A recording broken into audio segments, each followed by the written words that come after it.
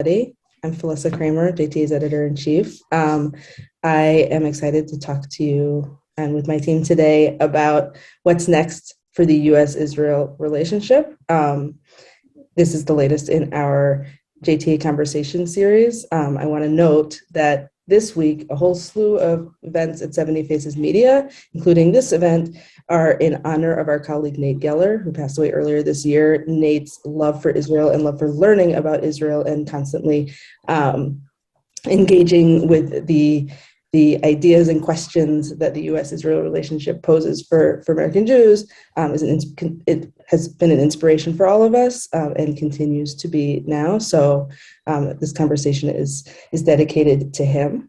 I will just note for folks that, I don't know about you, I'm a little zonked. I was up very late celebrating Yom HaAtzmaut here in Westchester County with the band Nava Tehillah that was in from Israel, and they did send me home with a little pick-me-up. So you may see me nosh on chocolate during this conversation, but I think that really speaks to the aliveness of Israel in the American Jewish experience right now. Yom HaAtzmaut really is a day that American Jews know about and think about, maybe more so than some Jewish, traditional Jewish holidays, and that speaks to the reason that we came together today to talk about the U.S.-Israel relationship. So I am joined by two people who know so much more than I do, and I'm excited to speak with them and also answer your questions. We have Ron Kampeas, JTA's Washington bureau chief, with us, as well as Natan Guttman, who is the editor of JTA Hebrew, a project to bring JTA reporting to Israeli readers. So this should be a great conversation. We have a little bit prepared that we want to talk about, and then we want to take your questions. And then, yes, Phil just mentioned in the chat exactly what I was going to start with. This is what we thought would be the first question is not the first question, because as we speak, unfortunately, it appears that a terror attack may have just happened in Elad in the West Bank. And I wanted to start by asking you, Natan, to just talk a little about the security situation. We're coming off of a month that was pretty scary and was bad. Was maybe not as bad as some had feared. And of course, threats continue. So if you could just talk a little bit about where we are right now and what we should be thinking about looking forward, that would be great. Sure. Well, first of all, maybe just a little update from what we're seeing now about the event in Elad. Apparently, and this is all breaking now and happening now, so we can't really know how accurate the information is, but apparently a terrorist got into Elad, which is mostly Haredi settlement in Samaria, a pretty big city, in fact, and started either stabbing or attacking people with an axe. Right now, there are reported 4 people in critical condition and 2 more who were taken to the hospital in a serious condition. So it's not looking that great now, and apparently, at least as of now, the person was not apprehended. So this is the update based on news from Israel right now with what's going on in Elad. And as you mentioned, Philissa, so this comes kind of on the heels of a very tense month, which many were hoping that would end better than expected. A month that combined, just due to calendar reasons, the month of Ramadan with Passover, and at the beginning also with Easter, which means it makes Temple Mount a very busy and very tense area during these days. There's also kind of a history of trying to use the month of Ramadan and the holy days by extremists on both sides to inflame the situation. We saw some outbursts of violence along Temple Mount, Haram Sharif. Israeli police broke in there in the early days, which probably only helped make the situation even worse and drew a lot of international condemnation, including from Arab countries that are part of the Abraham Accord and seem to be more favorable to Israel in the recent year. It probably the actions there kind of crossed the red line with that. But in general, even though there was this great fear that this might ignite either some kind of outbreak from the Gaza Strip or a type of another violent intifada, that did not happen. However, as we're seeing right now in Elad, and as we've seen a month or 6 weeks ago in the series of attacks in the center of Israel, the situation is tense and probably tenser than we've seen in the past year or so. What are you seeing? Like, is this a steady state, or is there what's going on to dial down the tension? Well, tension fluctuates, and it depends on many things. Part of it has to do with infighting within the Palestinian side, attempts, that's at least what analysts say, attempts by either Hamas or PIJ, the Palestinian Islamic Jihad, to pull through and try to make moves that will either embarrass the Palestinian Authority or put it in a situation in which it has to respond, even though the PA, the Palestinian Authority, wouldn't like to inflame the situation anymore right now. It has to do with Israeli actions on the ground. The new Israeli government has been more careful than the previous one in terms of building in the West Bank. It doesn't mean that it's not going on, but at least they're trying to do that in some kind of a coordinated manner with the Americans.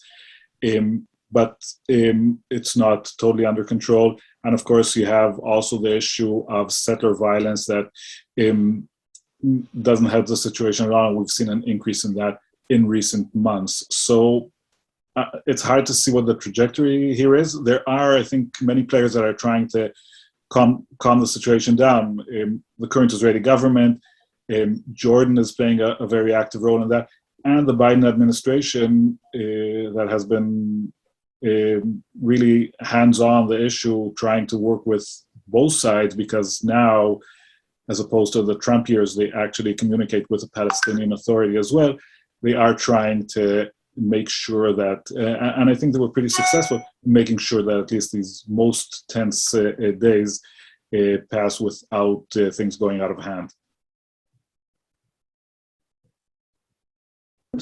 Les updated us here that the Jerusalem Post is reporting, sadly, that the 3 people are dead. Obviously, our team will be monitoring this and covering. But this, I think highlights just how fluid the situation is. Ron Natan talked a lot about mentioned the role that the U.S. is playing in that and how that's changed. And I was going to ask you next about Russia, because that's also happening as we speak. But let's put that aside for a second, and I'd love to just hear you explain what is the Biden administration's approach with Israel, what has changed in the last however long it's been. I've lost track of time, but what has changed since the last administration, and what effect are we seeing because of it? Well, the big change that every side has angled for is just better relationships between Israel and U.S. Democrats. Those really were eroded during first the Netanyahu years and his clashes with Obama, and then because of Netanyahu's embrace of Trump. Biden has gone out of his way to embrace Bennett, the Bennett-Lapid government, and he's going to be there next month. He's going to meet with Bennett in Israel. And the strategy for the Biden administration, there's a whole bunch of reasons for having that strategy. One, of course, is political. They don't need another distraction ahead of November elections, which Democrats fear they're going to lose at least one of the chambers. But there are other considerations as well. The Biden administration is negotiating or trying to negotiate its way back into the JCPOA, the Iran nuclear deal, and that's the one thing that's evinced signs of tensions between, I think, the Biden and Bennett administrations. The Bennett administration has said, Naftali Bennett has explicitly says he does not want to see the Iranian Revolutionary Guard Corps delisted from the designated terrorist groups, which is something that apparently they're contemplating. But Biden wants some kind of Israeli buy-in if he does get back into the JCPOA. That's actually stuck right now over that very issue, the delisting of the IRGC. Biden is said to be just viscerally against it. And there are a number of reasons why. There are progressives who really want Israel to get back into the JCPOA. I've spoken to a couple of them, and they think that the IRGC listing is symbolic, superfluous. The people who would be harmed by an IRGC listing as a terrorist organization are already sanctioned. That's their argument. But Biden is unsympathetic to the idea partly because he's always, he's had ties with the pro-Israel movement. He understands Israel's perspective, but also because his son, his late son, Bo, served in Iraq and apparently brought home stories of how brutal and how cruel the IRGC-backed attacks on American troops were in Iraq.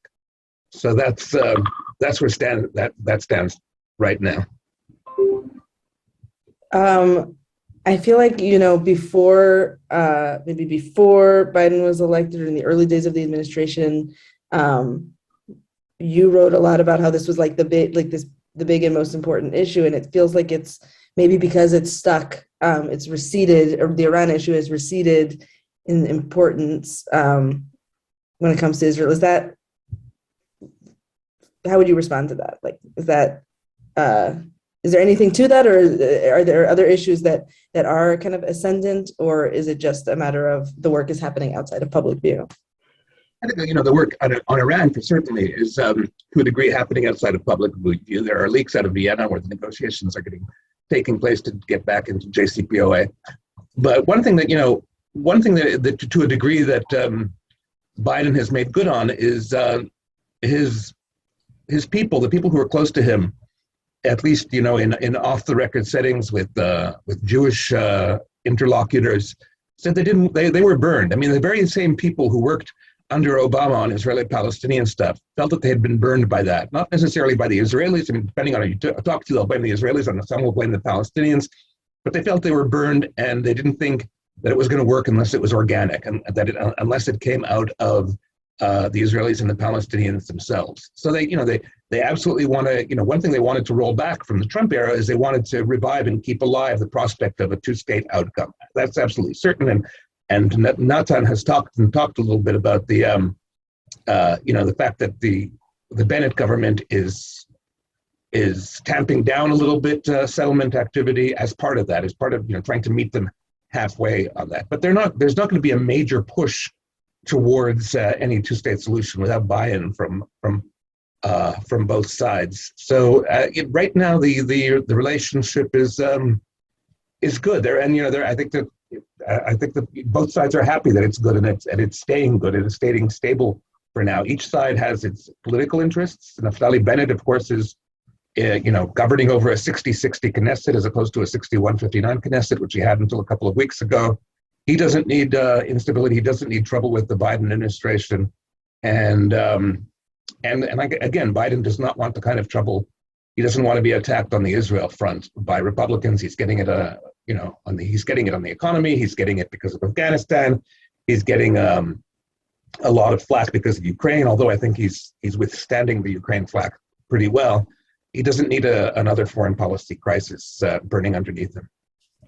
So Marky asks, and I was going to ask this next, Marky asks, is the Biden administration comfortable with Israel's stance on the Ukraine invasion? And I remember, Ron, in the very early days after Russia invaded Ukraine, maybe that day, I don't know, we discussed the fact that Russian officials were sitting at the table discussing Iran, and that was going to complicate Israel's response. And you immediately wrote, I think, the foundational story of the whole moment about how Israel would need to walk a fine line. And we've certainly seen that over the last couple months. even it seems that roles have been appointed within the Israeli government about who's the attack dog and who holds back. And, there's been international criticism or demand. Zelensky has asked for more support from Israel, has gotten some, hasn't gotten some others, questions about that. And then this week, a little eruption with the Russian foreign minister's comments comparing Zelensky to Hitler and saying that, you can't, Hitler was a little bit Jewish, so, of course you can have Nazis who are Jewish. This is his rebuttal of the criticism that the denazification justification is bunk, and one reason you can, many have pointed to is that Zelensky is Jewish, and he said that, look, you can square that circle. Here's how. Pretty offensive stuff, widely condemned, including, we reported this week I wouldn't say condemned. We didn't report that it was condemned by the Russian chief rabbi, Beryl Lazar, who has perceived ties to the Putin regime, has kind of gained him the nickname Putin's rabbi. He didn't he said it would be nice if Putin would apologize, then we can put this behind us. That's as far as we've really seen him go. And it felt like a big moment. And then just in the last couple of hours, Bennett's office said, Putin called me, Putin called Bennett and he apologized, and we accepted the apology. It's one of number of things going on at the moment that seem to be putting pressure on that fine line that Israel has walked for the last 2 months. And I would love to hear you, Ron, just talk a little bit about what should we make of the Russia-Israel relationship, and what are the pressures happening right now? Well, I think you're right. I think it's shifted over the last couple of months since the launch of the war. I think Israel, at the outset, like you said, had this good cop, bad cop set up with Naftali Bennett as the good cop who wouldn't directly condemn Russia, would obviously authorizing the sending of humanitarian aid, and Lapid as the bad cop. Lapid, the child of a Holocaust survivor, a very famous Holocaust survivor in Israel, very conscious about the Holocaust and its meaning within the Israeli context. But a number of things have happened. First of all, the war has gone on 2 months. That's a big thing, in the sense that at the beginning, Israel's concern with Russia is that Russia controls the airspace in Syria and effectively Lebanon, and Israel, was, without owning it completely, was carrying out strikes on Iranian delivery of weaponry to Hezbollah. And the Russians would kind of look away when Israel would carry out those strikes. It would allow it to carry out those strikes.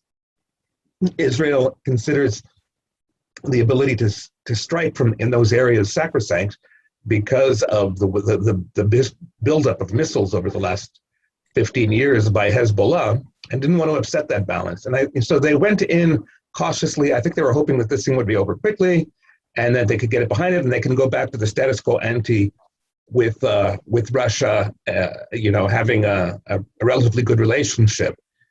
And what's happened is, so first of all, the war isn't ending quickly, and it's becoming, much more of a moral imperative for countries that are allied with the United States to say, are you with us or against us in this? So I think that helped push Israel into the position that it was always going to end up at if this war dragged on, which it is dragging on. It has to be on the side of the Americans. That's its main ally, that's its alliance. And the other thing is that Lavrov now forced the hand. It's become bad cop. Naftali Bennett was outspoken in his criticism of Lavrov. And now you've got Putin apparently apologizing. The Russian text of the readout was a little bit more opaque. It was clear that they discussed this. They seemed to have come to an agreement about the meaning of the Holocaust to both peoples. But yeah, so that's definitely the Israelis are. I think the function for Israel of this kind of statement that Lavrov made is that the Russians aren't going to hold any bars anymore. They're going to say anything. They're going to do anything. They've come to the understanding that a lot of the world has, and certainly the closer you get into Russia and Ukraine, the people have that understanding. This is a whole new game with Russia, and so the problem of Israel's north kind of recedes in importance because of the game-changing quality of that.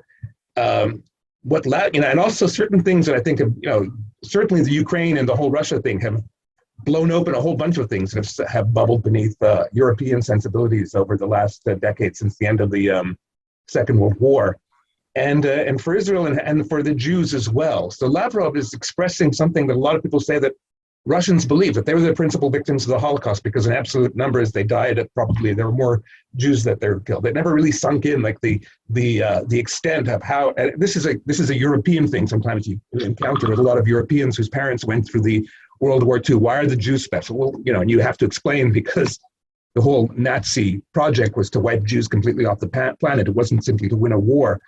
And so Russia, that has never really sunk into the Russian psyche. They do see themselves as the major victims of the Nazis.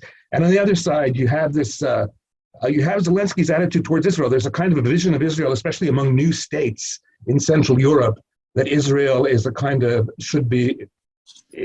moral symbol, a symbol of a people who were oppressed and who became resurgent. And you get other countries. This happened in Kosovo 10 years ago to 15 years ago, where they say, hey, we're like you. Why aren't you more for us? Why aren't you on our side? Because we're also came out of repression, and we want to, and now we need your moral support. It's really important to have your symbolic support. And I think that's what's fueling a lot of Zelensky's frustrations with Israel, and it's particularly because he's Jewish as well. That's he wants to have that. So it's not even like Israel, people have said, but what's Iran going to do, Dome, for instance, going to do for Ukraine? It's a completely different theater of battle. I think it's not so much that, it's the expectation that Israel, because of what Israel is and what it represents, should be on the side of justice, so to speak, in this case. If I could just add on to that, I think it does work into the bigger picture of people, critics of Israel, raising the question, which is legitimate in many cases, of does Israel make the right choices when it has to choose between short-term gains and looking at its bigger place in the world?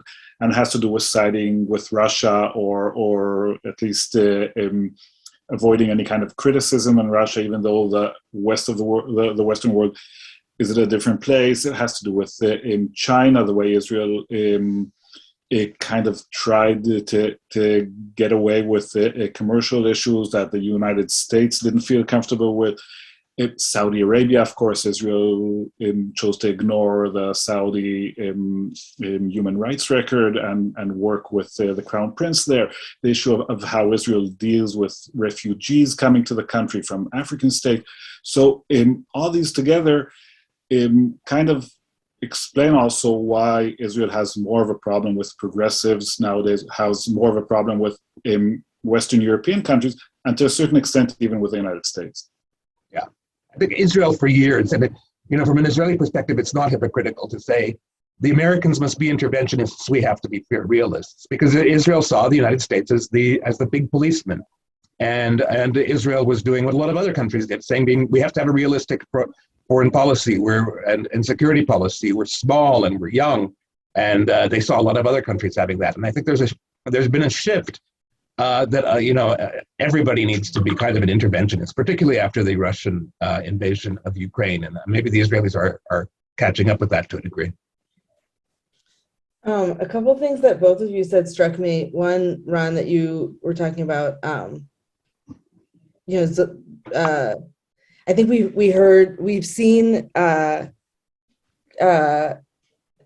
Ukrainians, like we wrote a story about this, Ukrainian soldier who's carrying around Golda Meir's biography, and the Ukrainians really love Golda Meir and lay claim to her and feel that, she's her kind of lack of accommodation is a model for what they want to be doing with their enemies. So I think that kind of strain of things tamped down something that we saw at the beginning of the war, which was people on the left affiliating in their minds Ukraine and the Palestinians. And to me, that it was a real aha moment about the degree to which Israel is like a Rorschach test for everyone about whatever, right? Like you can project onto it what you'd like. And I think that's on what you were just talking about a little bit about,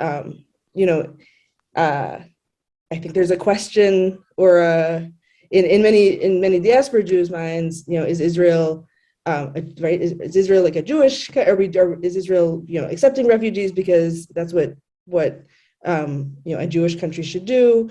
Also, that I think we heard this a little more a couple months ago, but that maybe one argument for threading the needle when it comes to Ukraine was that, look, there's a lot of Jews in both Ukraine and Russia, and we don't want to do anything to put Jews at risk. I don't know the degree to which that's an animating factor in any decision making, but it makes sense as a pressure that other countries don't face.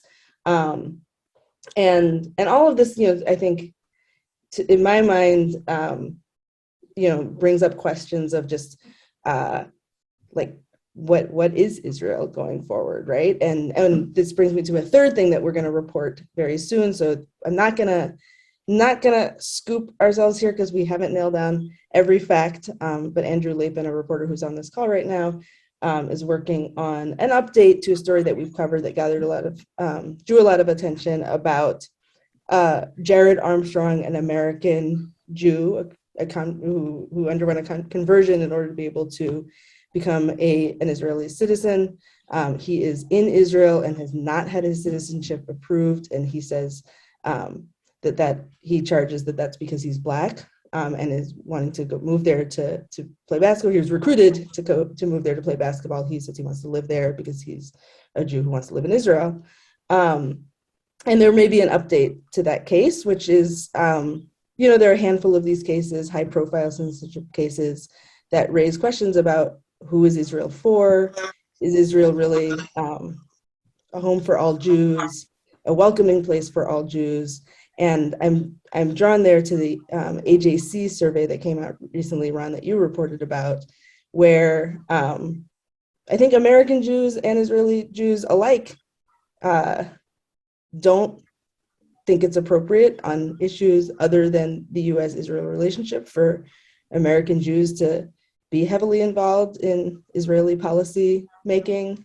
I actually don't know. That survey didn't show any change over time. It was the first time that survey had been conducted. I don't know what that looks like over time. Ron, you probably could, but I'd love to talk a little bit about that dynamic, diaspora Jews and Israeli Jews. And I'll just say one more thing as I'm riffing kind of stream of consciousness about a family that I was with last night at the Yom HaAtzmaut celebration here, who they're Brazilian, then they lived in Israel for many years, then they moved here, and they have a child in Israel and a grandchild now in Israel, and said they wouldn't move back to Israel because it wasn't until they came to the U.S. that they could be the kind of Jew that they wanted to be, and engaged, very Jewish, but not Orthodox. And I think that's a piece of the puzzle too. And so I'm opening it up because that's something I think a lot about. It's something that we're increasingly trying to cover here at JTA, is what does it mean to be an Israeli Jew, not just an Israeli. And where are we, I guess? Ron, maybe you could start by just talking about what we learned from the survey. Yeah, the thing that I know that stuck out to me on the survey is that the American Jewish Committee, which usually runs very straightforward, open-ended question types of surveys, ask kind of freighted questions about, do you think that, that there's an existential threat to American Jewry or to diaspora Jewry? Do you think there's an existential threat to Israel? And what I found is that it targeted millennials, this survey, and both millennials in both countries were like, saying, chill, dude, we're good, it's okay, excuse me for pretending to use a millennial expression, probably should be banned. But they're confident about the relationship, they're confident about surviving. And there are differences. I think the Americans, one of the big differences is that American Jews there is agreement that the Americans shouldn't have too much of a influence on Israeli politics in both parties. What the difference comes up with is where they shouldn't have influence. And I don't think Israelis are really necessarily cognizant of American concerns about religious pluralism in Israel, but that's where the Americans want to have influence. Like this family that you're talking about, they want to feel comfortable in Israel as Jews. But the other difference comes from how one defines one's Judaism, and that's it's interesting. Every time I go to the Israeli-American Council conference and I talk to the Israelis who go there, and the Israelis who are motivated to pay the money to fly to Washington or to Orlando to attend this conference are people who are actually really interested in assimilating the American Jewish community. And they always say it's too synagogue-centered. I hate the synagogue. When I grew up in Israel, I did my bar mitzvah, and that was it. I didn't look back. I hated the synagogue. My expression of Judaism comes from Israeli dancing. It comes from getting together and talking Hebrew. And they come to a Jewish community, an American Jewish community that's very synagogue-centric. So I think that cultural difference is a big divide for Israelis and Americans. And obviously, I guess Israelis who would be Orthodox Jewish wouldn't have that same attitude towards synagogues, although they would they might not recognize even some of the Orthodox synagogues and how they're run in this country. I mean, in Israel, a synagogue is it's a neighborhood utility. You walk to it, you say your prayers. You don't necessarily have to be on the board. You don't have to be involved in synagogue politics. And here, it's where everything coalesces. So I think that is a big cultural difference between the two communities in terms of understanding one another. And yeah, there is also, it's becoming harder and harder for younger Americans, I think, to reconcile themselves. They still feel there's still a lot of attachment felt towards Israel, but to reconcile themselves towards the whole Israeli-Palestinian thing and the way the Palestinians are treated. And that is definitely growing. It's not going away. I mean, in previous years, in previous decades, when this happened, it would go away. The establishment would say in the 1950s, new Jewish agenda, watch, it'll disappear. It disappeared. And they would say in the 1970s, I forget what it was called. It had a Hebrew name. It'll disappear. It'll disappear. And then, J Street started in 2008, still going strong. It's not disappearing. It's that's also a stream that I think that Israelis not necessarily cognizant of, not aware of, not care about a lot, but certainly in terms of people who care about the U.S. Israel relationship, it's a factor in terms of understanding how Jews are going to be treating Israel going forward. Natan, I just want to say one thing. I want to hear from you, and then I just want to say that we got a bunch of great questions from all of you before, and we're going to ask some of those, but this is the right time to start dumping your questions in the chat because we'll turn to questions from you in a moment. But go ahead, Natan. And just to follow up on Ron's points there, they're exactly what I was thinking, but there's also a stronger political factor that explains the relationship now that didn't exist a while ago. And it's not only the Palestinian issue or the emergence of J Street. It's also, I think, this more recent rift that many American Jews feel, especially, of course, on the progressive side and younger American Jews, where they do have this feeling, they go around with this feeling that Israelis turned their back on them in 2016. And that even though American Jews did everything they could to convey the message to Israel that Donald Trump is, that they oppose everything that Donald Trump represents, that his policies are not acceptable by the majority of American Jews, that they see some of them as dangerous, Israelis deliberately chose to ignore that and adopt Trump, embrace his policies because they were beneficial to Israel on whatever issue it was, whether it's the Golan Heights or Jerusalem or the West Bank.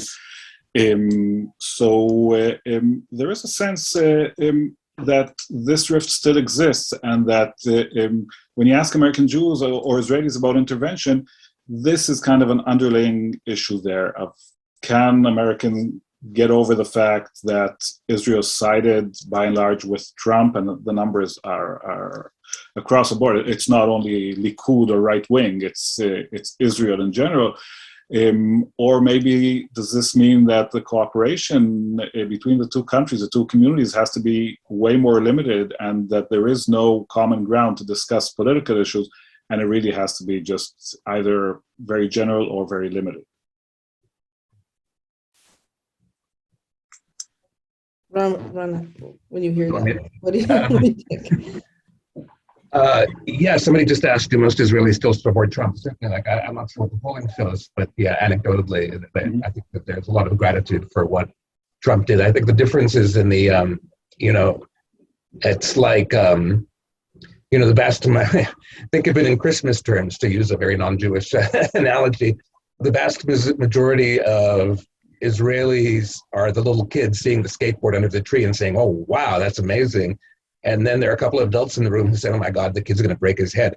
And that's, I think, that's the way that the Israeli security establishment, I think, saw a lot of how Trump treated the region. They're very concerned about retreat from the region, but I mean, Israel's most important American investment is not in Israel's defense assistant. It's not in Israel. It's not in recognizing the Golan Heights. It's that America remains a robust player in the international world, and that was the concern there in the elites. But certainly, yeah, everybody saw like Trump praying at the Western Wall. Pushing, being the anti-Obama, who was considered somebody who was, probably not fairly from the Obama's perspective, who's seen as hostile to Israel, and somebody who, recognized Jerusalem, moved the embassy to Jerusalem. All those things were things to celebrate for the Israelis. So they do have a very positive view of Trump. And somebody also asked, I saw in the questions, and this is where one of the disagreements will come up. What is the meaning of AIPAC getting more deeply involved in politics? Its political action committee endorsing 109 Republicans who voted to oust, who voted to reject President Joe Biden's election as president. That's actually going to be a big problem going forward, because I think for Democrats, from AIPAC's perspective, they say, sometimes the Overton window moves this way, and so this thing that was once considered outrageous is no longer considered outrageous. Sometimes it moves that way. We always have to adjust ourselves to the Overton window and make sure everybody supports Israel. And what the Democrats are saying, no, you can't. You are part of the problem, because you are letting the Overton window move so far to the right that you are legitimating the rejection of democratic norms by embracing these Republicans. And the interesting thing as far as that goes is, obviously J Street, etc., those types of American Jews, they're always going to be skeptical of AIPAC. What I'm hearing is like people who were solid pro-Israel, understood where AIPAC was, Democrats are not happy with this configuration. And, with the caveat that I have, the story I tell, and I haven't spoken to Kathy Manning who's a North Carolina congresswoman who was once the president of the Jewish Federations. I haven't spoken to her yet specifically about AIPAC, but she is so symbolic of what happened, I think, with Democrats and Jewish Democrats and the Republicans. Whereas I happened to interview her on January 4th, 2 days before all this happened. And she had this great story. She really wanted to tell me that after orientation sometime in December, she went up and went to these two nice looking women and said, "I want to work with you. What are your names?" And they said Marjorie Taylor Greene and Lauren Boebert. And she said, and then she realized how extreme their politics were from her perspective. And she said, "Okay, well, whatever. I'm sure we can come to something where we can do something bipartisan." And she walked away. And so she told me that story, and she really meant it. And then she experienced January the 6th, where she crouched on the floor with her hands over her head. And months later, about 9 months after January the 6th, I did like a TikTok of how people reacted. And she told me that she doesn't want to talk with any of the 147 Republicans. This is a moderate, bipartisan Democrat from North Carolina who's in a competitive district, and she doesn't even want to talk to them, never mind work with them. And that is where the country is at. And that is something that Israel is going to have to cope with and walk the line of. And that's something that AIPAC is going to have to cope with and walk the line of. You can maybe see her as being unreasonable, but the fact that it turned, Elaine Luria, another moderate Jewish Democrat, very pro-working with Republicans, she's on the January 6th commission because she wants to be. She thought it was an outrage, and she's risking her re-election in a conservative area of Virginia. That is where the entire party is. And that's going to be, I think, very, very hard for AIPAC to navigate in terms of especially now that it's created a PAC, and AIPAC always had plausible deniability before it was a PAC. You could get some donor to AIPAC giving money to the most reprehensible Democrat or Republican because they were pro-Israel, and AIPAC could say, "Well, that's not me. We didn't do it. Our policy conference is free of politics. It's just about policy. They can't do that anymore because they've decided they have to set up a PAC, and that's going to be difficult for them going forward. And do you think we're in a moment of like inflamed everything, or do you think that this is a pivot point forever where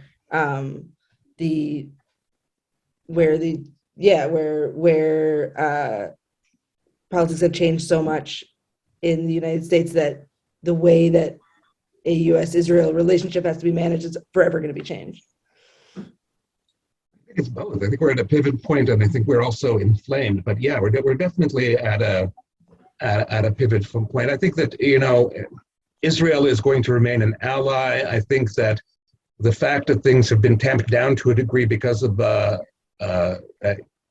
Netanyahu's departure from the political scene for now shows that there's certainly room for Israel to sustain its relationship with the United States.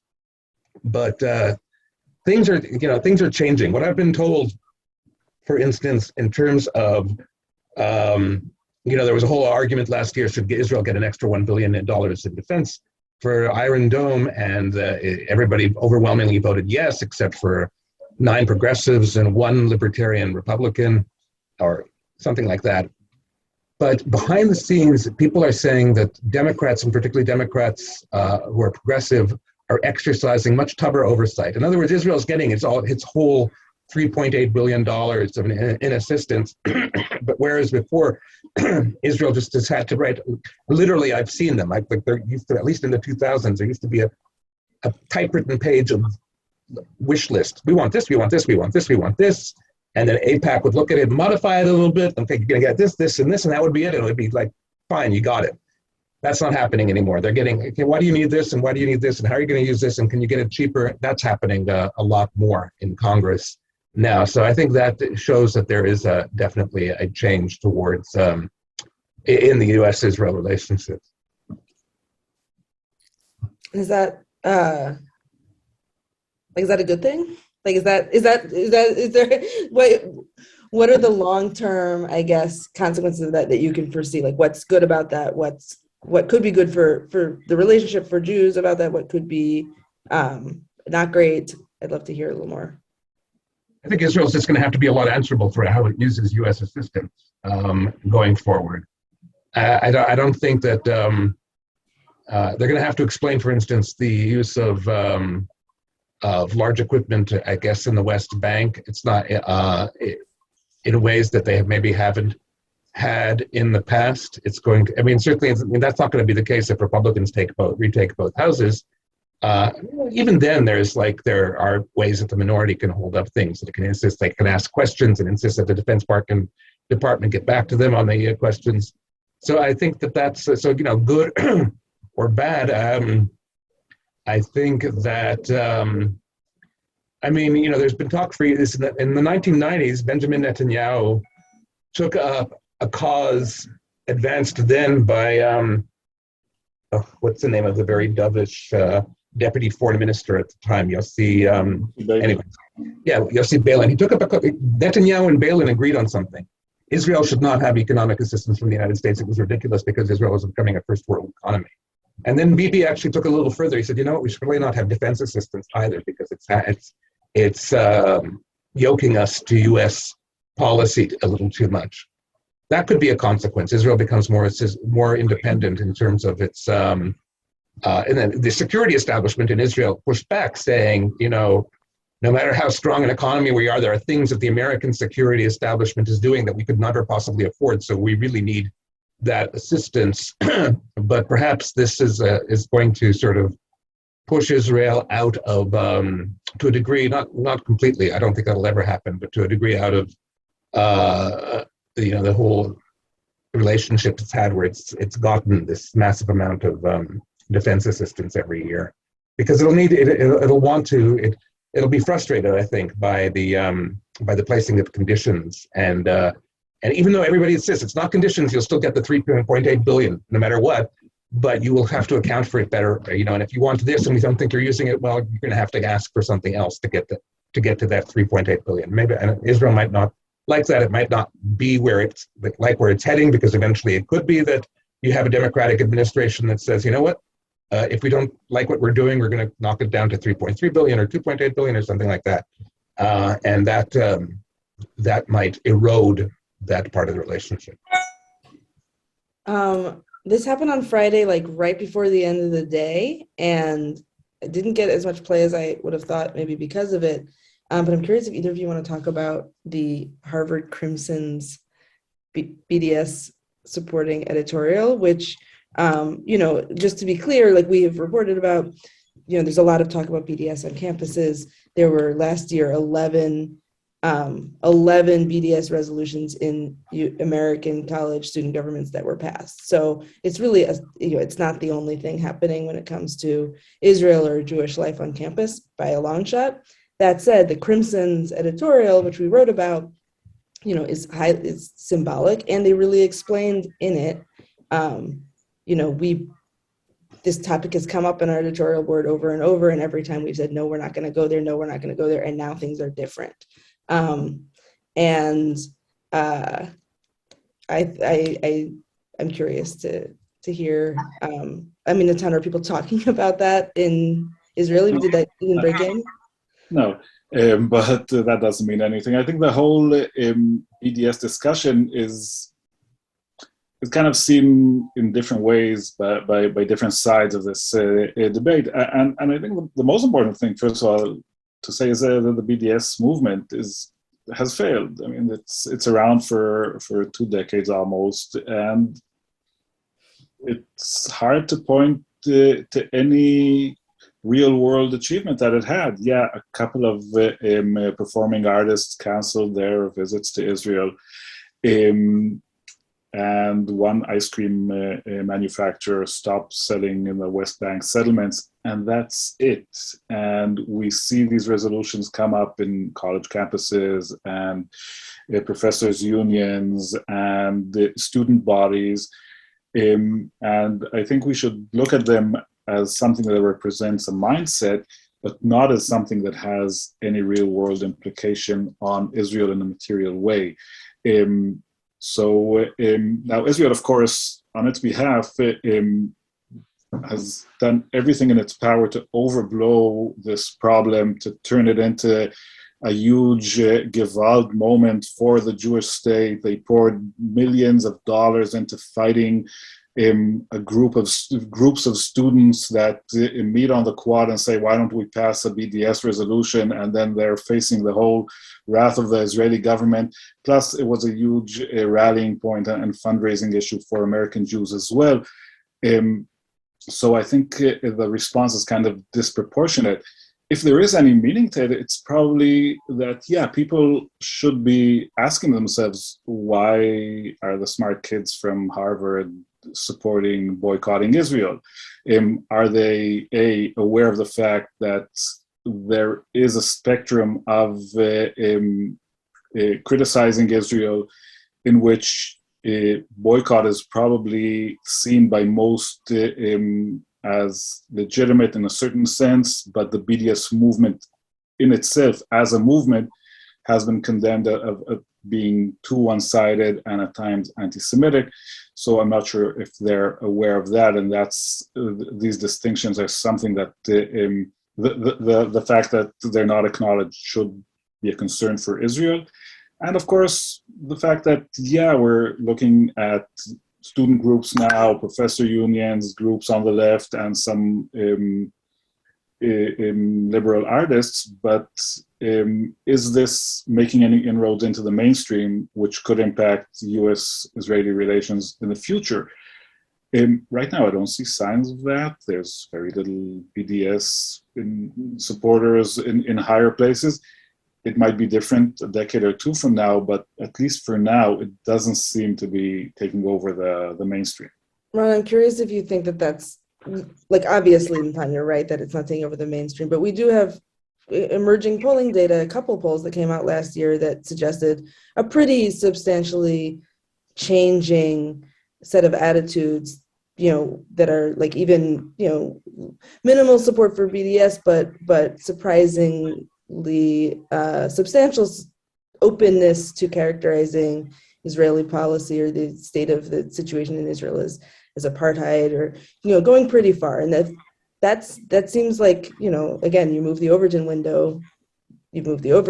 So Ron, I'm curious as you look to the future, not in November this year, but much longer term, how would you, what are the questions you have about how that polling data translates into reality?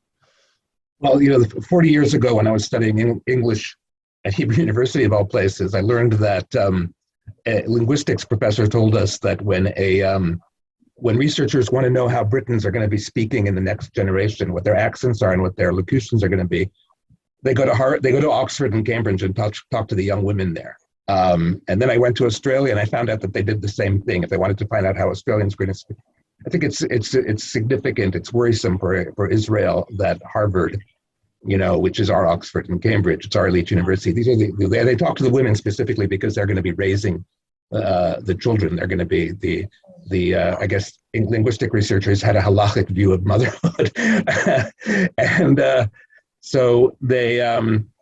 So I think it's it's right.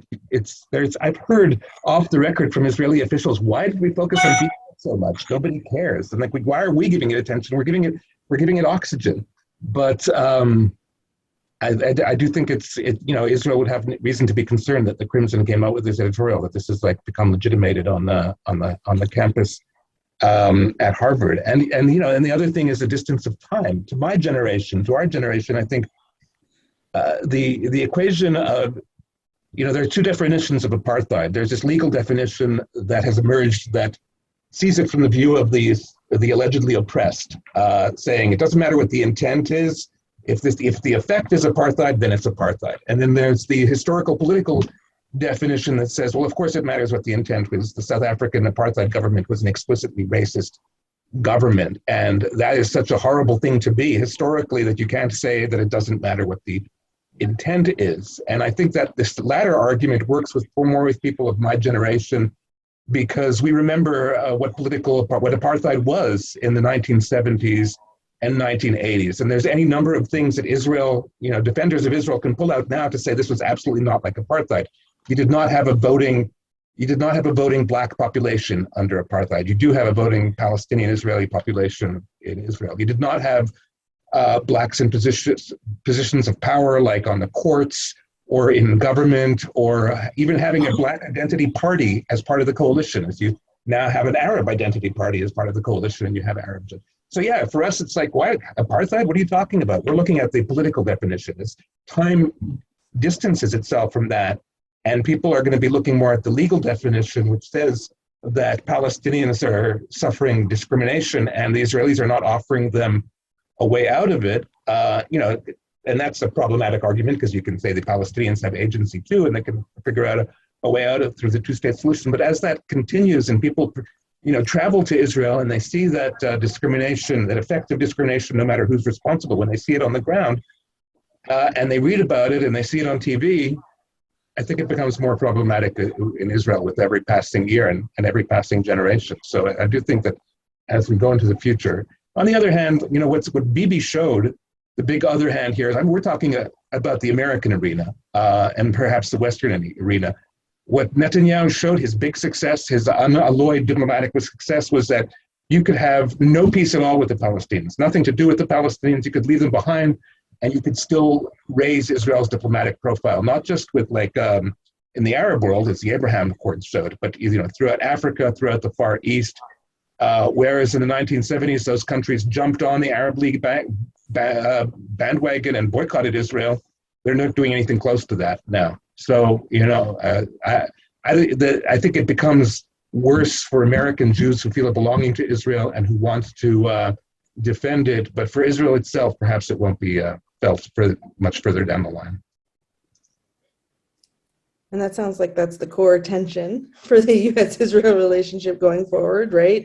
And that's maybe about Israel's, self-identity as a world power, just another country, a country that deserves to be treated just the way that any other country is treated, versus, a Jewish state and a place that Jews around the world should feel is a home, not just in a time of crisis. I think we saw in this war that that role is we can see that role being played, but that is it a home and a representation of our values on a day-to-day basis? And I think that's the big question for Jews. It's something that we're covering all the time. It's something I saw an alternate reality question that probably we don't have time to dig into, but I think is worth putting out there because it is a big question, right? Like, what kind of leader could there be that could lead Israel to a place where it would have both, peace locally and stature in the world and a good relationship with the U.S. and with Jews in the diaspora? And like, are we asking for too much? Is that even a plausible thing to imagine? I think that's a big question.